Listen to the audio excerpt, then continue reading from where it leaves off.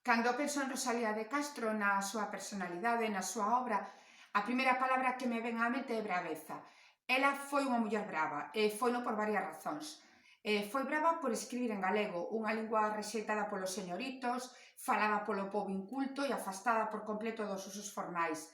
Foi brava por atreverse a cargar sobre as súas costas con esa enorme responsabilidade de ser a creadora dunha nova tradición literaria, pois ela descoñecía a existencia do noso esplendoroso pasado literario medieval. Foi brava por defender a cultura popular, que era considerada indigna para ser utilizada como materia literaria. Foi brava por saber beber da fonte da literatura popular de tradición oral e saber valorar a grande creatividade e sensibilidade das nosas clases populares.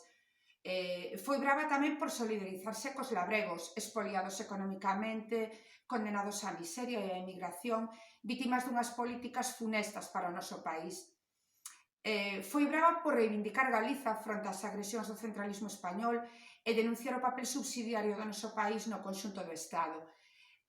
Foi brava por ser unha muller consciente de selo, por intentar vivir de ser escritora, por ousar romper co papel a que estaba destinada como muller, a submisión e o silencio. Foi brava por identificarse coas mulleres labregas, cos seus traballos, os seus sufrimentos, a súa capacidade de loita e a súa sensibilidade. Foi brava tamén por ousar enfrontarse ás ideas establecidas, ás normas morais impostas pola Igrexa e polas clases dirixentes, por denunciar a hipocresía e a falsidade dos que impoñen uns modelos de conduta que eles mesmos non respetan.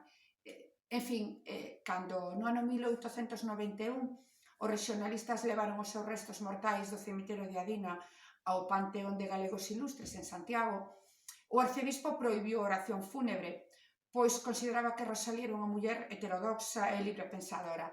Eu penso que o bispo tiña toda a razón, desde logo que o era.